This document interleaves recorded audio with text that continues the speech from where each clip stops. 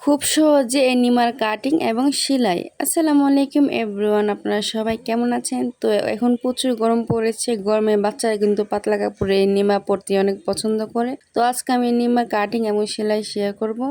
এই তো আমি কিন্তু কাপড়টা 4 ভাঁজে ভাঁজ করে নিয়েছি। তো আপনারা যে কোনো বয়সী বাচ্চার জন্য বানাইতে পারেন। তো এখানে আমি রাবার নিয়েছি কিন্তু 9 ইঞ্চি। তো আমার এরকম 9 ইঞ্চি 2টা রাবার লাগবে।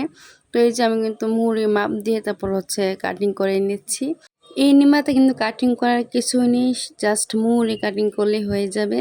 তো এই তো আমি কিন্তু কাটিং করে নিয়েছি। তো একটু কাপড়টা বাঁকা, তাই জন্য একটু কাটিং করে নিলাম।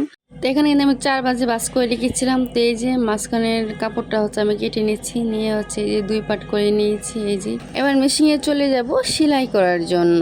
তো এই তো এখানে কিন্তু আমি কাপড় নিয়ে নিলাম, এই যে হাতার পুট্টি দেওয়ার জন্য।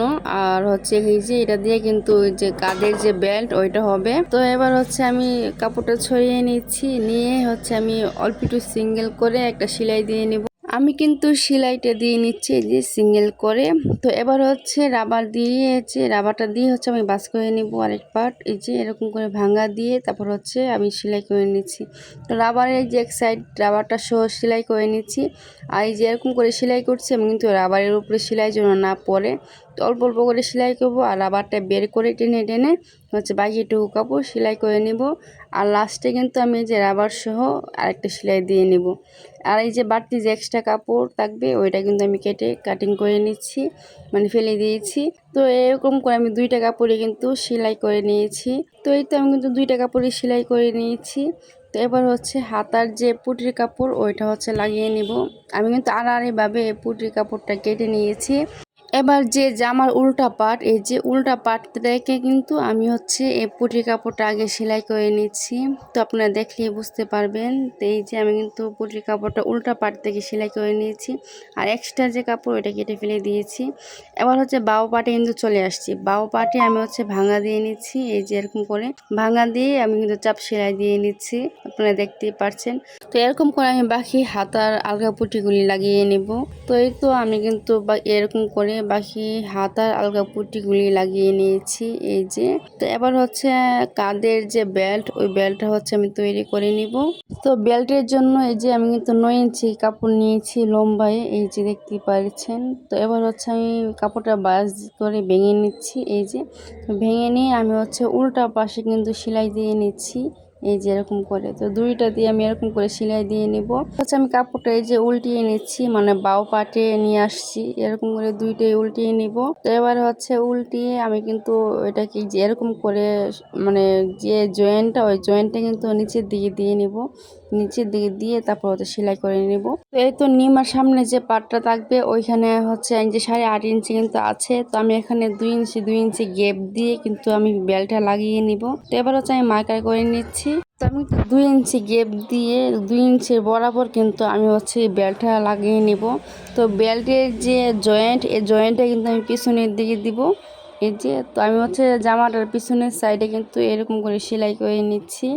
তো এরকম করে আমি 2টা বেল্টই কিন্তু সেলাই করে নেব। আমি কিন্তু বেল্ট অল্প একটু বাজ করে তারপর কিন্তু সেলাই করে নিচ্ছি, এই যে আপনারা দেখতেই পাচ্ছেন। এবার ওই পাটটাও নিয়ে নিব। তো ওই পাটের মধ্যে ওই পাটটা আমি উল্টো করে নিব। উল্টো করে নিয়ে এই যে অল্প একটু কাপড় বাজ করে ওইখানে আমি কিন্তু সেলাই দিয়ে নিচ্ছি। আমি এখানে যে রাবারটা লাগিয়েছি সেই রাবারের মাঝ বরাবরই কিন্তু আমি সেলাই দিয়ে নিচ্ছি। আপনারা ভালো করলে দেখলে কিন্তু বুঝতে পারবেন। তো এই তো আমার কিন্তু সেলাই দেওয়া শেষ হয়ে গিয়েছি। এবার কিন্তু এই যে জামার যে সামনে, মানে রাবারটা, ওইখানে কিন্তু আমি আরেকটা সেলাই দিয়ে নিচ্ছি যাতে একদম ফিটিং হয়ে থাকে। তো এই যে 2 পাশে কিন্তু আমি সেলাই দিয়ে নিয়েছি, তাহলে জামাটা যখন পরবে তখন কিন্তু একদম ফিটিং হয়ে থাকবে, ঝুলে থাকবে না। তাই জন্য ওইখানে আমি সেলাই দিয়ে নিয়েছি। তো এবার আমি কিন্তু বডি সেলাই দিয়ে নিব। এই যে তো বডি আমি মাপ দিয়ে নিয়েছি। মাপ দিয়ে আমি কিন্তু এখানে একটু মানে মুহুরিটা মাপ দিয়ে নিয়েছি। আর বাকি কিন্তু সবই ঢিলা থাকবে, কারণ নিমা তো এরকম ঢিলা ডালেই থাকে।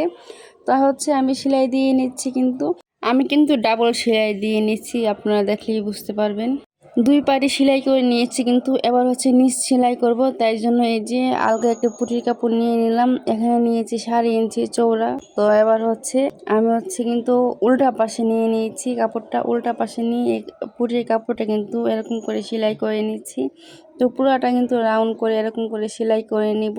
তো লাস্টের জয়েন্টটা কীভাবে দেই আমি কিন্তু এটা দেখিয়ে দিব। তো এই তো আমি কিন্তু লাস্টের জয়েন্টে চলে আসছি। তো এখানে কিন্তু অল্প একটু কাপড় মানে সেলাই করা বাকি থাকতে কিন্তু আমি মেশিনের সুইটা উঠিয়ে নিচ্ছি। আর এই যে বাকি যেটুকু কাপড় কেটে ফেলে দিচ্ছি, যে কাপড়টা এক্সট্রা আছে। তো এটা অল্প একটু বাড়তি রেখে ফেলে দিয়েছি যেখানে আমি সেলাইটা দিয়ে নিব। তো এই তো আমি কিন্তু 2টা কাপড় একসাথে ধরে নিয়েছি, যে এরকম করে। তো এরকম করে ধরে আমি এখানে একটু সেলাই দিয়ে নেব।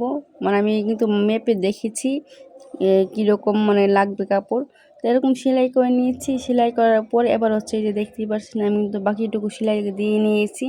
দেখেন কি সুন্দর হয়েছে। তো এরকম করলে, এরকম করে জয়েন্ট সেলাই দিলে কিন্তু খুবই সুন্দর হয় আর সমানও হয়ে যায়। এবার আমি দেখাবো কিভাবে ভাঙ্গা দিয়ে কাপড়টা আমি সেলাই করি। তো এই যে এরকম করে চিকন করে ভাঙ্গা দিয়ে আমি কিন্তু ওই যে বাও পাটে চলে আসছি। তো এরকম করে চাপ সেলাই দিয়ে নিব আবার বাও পাটে। তো এই তো আমি কিন্তু চাপ সেলাই দিয়ে নিচ্ছি কাপড়টা ভাঙ্গা দিয়ে বাও পাটে। তো এই তো আমার কিন্তু সেলাই করা কমপ্লিট হয়ে গিয়েছে।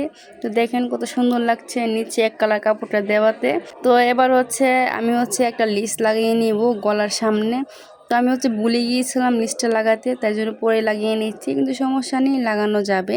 তো এবার আমি একটা সাদা লিস্ট নিয়ে নিচ্ছি চিকন। তো চিকন সাদা লিস্টটা আমি যে বুকের মাঝখানে লাগিয়ে দেব। এই লিস্টটা লাগালে কিন্তু এই নিমাটা খুবই সুন্দর লাগবে।